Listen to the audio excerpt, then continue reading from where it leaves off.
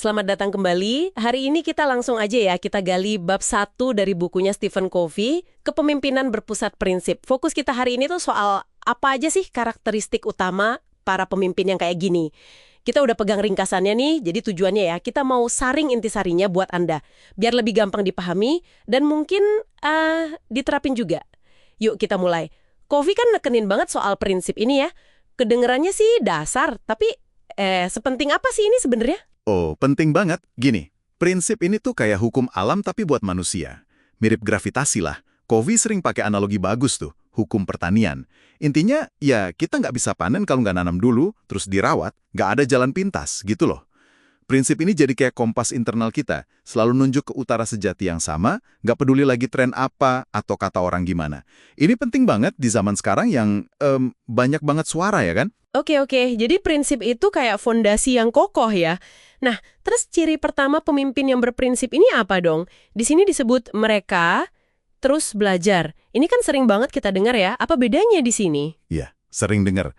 Tapi bedanya, ini bukan cuma soal pendidikan formal atau ikut kursus gitu aja. Ini lebih ke rasa ingin tahu yang benar-benar dari dalam. Mau nanya, mau cari tahu lebih, terus ngembangin diri. Yang menarik, ini nyambungnya ke kerendahan hati. Sadar gitu kalau makin banyak kita tahu, ternyata makin banyak yang kita nggak tahu. Belajarnya juga bisa dari mana aja. Ya pengalaman, ya baca buku, atau sekedar benar-benar dengerin orang lain ngomong apa. Ini nyambung lagi ke hukum panen tadi. Pertumbuhan itu kan proses, nggak instan. Iya, masuk akal. Nah, dari belajar tentang diri sendiri ini, gimana dampaknya ke cara mereka lihat orang lain? Poin berikutnya nih, mereka percaya pada orang lain. Nah ini nih, kedengarannya kok agak gimana ya, idealis banget apa nggak naif gitu di dunia yang persaingannya ketat gini. Gimana mereka menyeimbangkannya? Pertanyaan bagus. Ini bukan naif dalam arti tutup mata sama kelemahan orang ya, bukan. Tapi mereka itu milih buat fokus lihat potensi yang mungkin belum kelihatan di balik perilaku orang itu. Jadi mereka ndak gampang ngasih label atau ngejudge. Mereka bisa misahin antara apa yang orang lakukan sama siapa orang itu sebenarnya, potensinya gimana. Kepercayaan ini penting banget. Ini fondasi hubungan yang sehat. Ingat, kepercayaan itu kan datangnya dari keterpercayaan karakter kita sendiri dulu. Kalau tingkat kepercayaannya tinggi, wah komunikasi jadi lancar banget. Kalau ada salah paham atau masalah pun, nyelesainya lebih gampang. Ini lagi-lagi balik ke pendekatan dari dalam keluar. Benerin diri sendiri dulu, baru bisa bangun hubungan yang baik. Oke. Menarik banget konsep dari dalam keluar ini. Selain belajar dan percaya, ada lagi soal energi. Katanya mereka memancarkan energi positif. Malah sering jadi pendamai katanya. Betul. Energi positif ini bukan yang dibuat-buat atau pura-pura senang gitu ya. Ini tuh muncul alami dari rasa aman di dalam diri. Sumbernya ya dari prinsip yang mereka pegang kuat itu. Bukan dari pujian atau pengakuan orang lain. Karena mereka aman dari dalam, mereka cenderung lebih optimis, lebih antusias. Kalau ada konflik, mereka bawaannya lebih tenang, bisa bantu nemuin solusi, bukan malah ikut manas-manasin.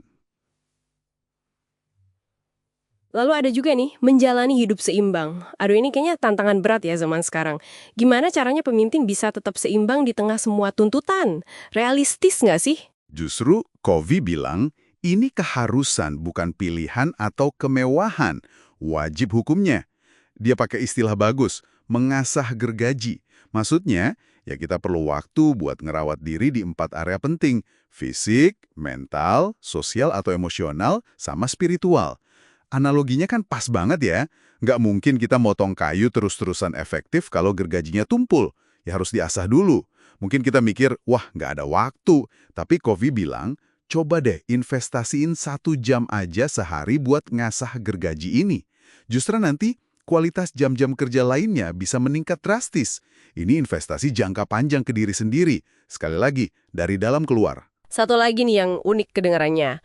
Melihat hidup sebagai petualangan. Maksudnya apa nih? Apa mereka jadi suka ambil resiko gitu aja?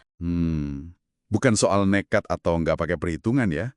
Lebih ke sikap mental mereka dalam menghadapi hidup ini. Kan hidup nggak selalu mulus ya. Ada tantangan, ada ketidakpastian. Nah, karena rasa aman mereka itu datangnya dari dalam diri, dari prinsip dan karakter mereka, mereka jadi nggak gampang goyah sama perubahan di luar atau kritik orang. Mereka ngelihat semua kejadian, baik suka maupun duka, itu sebagai kesempatan buat belajar dan tumbuh. Ada semangat eksplorasi gitu, berani nyoba. Oke, jadi kalau kita coba rangkum nih dari semua karakteristik tadi, inti dari kepemimpinan berpusat prinsip ini sebenarnya apa dong? Biar gampang diingat gitu. Intinya ya, fokus utamanya itu di pengembangan karakter. Karakter yang gimana? Yang selaras sama prinsip-prinsip universal yang nggak lekang oleh waktu. Kayak jujur, adil, integritas, mau melayani. Ini bukan soal teknik-teknik manajemen terbaru atau tips-tips quick fix gitu. Bukan. Ini soal membangun fondasi yang kuat di dalam diri. Yang Covey sebut kehebatan utama atau primary greatness. Ini soal jadi orang yang benar-benar baik dan berintegritas, bukan cuma kelihatan sukses di luar. Dan kayak di pertandingan tadi, ini butuh proses, butuh sabar, butuh konsisten. Nggak bisa instan. Menarik banget ya. Nah, sebagai penutup nih, mungkin ada satu hal yang bisa Anda coba renungkan hari ini. Gimana kalau hari ini Anda coba pilih fokus ke satu aja dari karakteristik tadi? Nggak usah semua. Misalnya, secara sadar niat mau belajar satu hal baru hari ini. Atau mungkin pas interaksi sama orang lain, coba deh fokus cari potensi baiknya, meskipun mungkin perilakunya lagi kurang ngenakin. Kira-kira perubahan kecil apa ya yang bisa terjadi di cara pandang atau interaksi Anda hari ini kalau melakukan itu? Coba direnungkan.